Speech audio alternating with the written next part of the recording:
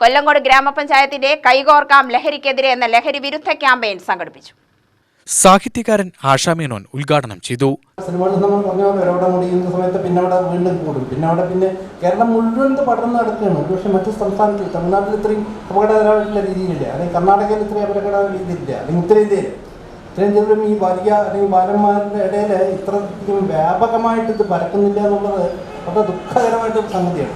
സാംസ്കാരികമായിട്ടുള്ള എന്ത് ദൈവത്തിൻ്റെ അല്ലെങ്കിൽ പച്ചപ്പിൻ്റെ എല്ലാം നാടെന്ന് ഉദ്ഘോഷിക്കുമ്പോഴും അതിൻ്റെ പുറകിലൊക്കെ ഒരു ധാരാളമായിട്ടുള്ള ദംശകൾ ഈ ബാല്യത്തിൻ്റെ നമ്മൾ മുഴുവൻ ഹതാശമായി പോവുകയാണ്. കാരണം ഒരു സമൂഹത്തിൻ്റെ ബാല്യം പോയി എന്ന് വെച്ചാൽ സമൂഹത്തിൻ്റെ ഭാവി പോയി എന്നർത്ഥം. മറ്റുള്ള ചെറുപ്പക്കാർ പോയാൽ പിന്നെയും ബാക്കിയുള്ള പിന്നെ പക്ഷേ സമൂഹത്തിൻ്റെ ബാല്യമാണ് ഇവിടെ അവരാണ് ഏറ്റവും വലിയൊരു കാഷ്വാലിറ്റി ഇതിൻ്റെ. അപ്പോൾ അവരെ നിയന്ത്രിച്ചിട്ടില്ലെങ്കിൽ ഈ സമൂഹത്തിന് പ്രതീക്ഷയില്ല എന്നുള്ളതാണ്. നമുക്ക് വളരെ ഗ്രേവായിട്ടുള്ള ഒരു സിറ്റുവേഷനാണ് നമ്മൾ നിൽക്കുന്നത്. ഒരിക്കലും നമുക്ക് ഒരു തരത്തിലും ഉപേക്ഷ വരുത്താവാത്ത വിധം അത്രയും നമ്മൾ ആക്രമിച്ചിട്ട് നമ്മളെ കീഴ്പ്പെടുത്തിക്കൊണ്ടിരിക്കുന്നു. ഗ്രാമപഞ്ചായത്ത് പ്രസിഡന്റ് കെ സത്യപാൽ അധ്യക്ഷനായി. പോലീസ് പൊതുജനങ്ങളുടെ സഹകരണത്തോടെ അനധികൃതമായി ലഹരി വസ്തുക്കൾ വിൽപ്പന നടത്തുന്ന സ്ഥാപനങ്ങളെ കണ്ടെത്തുന്നതിനുള്ള നടപടികൾ സ്വീകരിക്കുവാനും ക്യാമ്പയിനിൽ ചർച്ചയായി.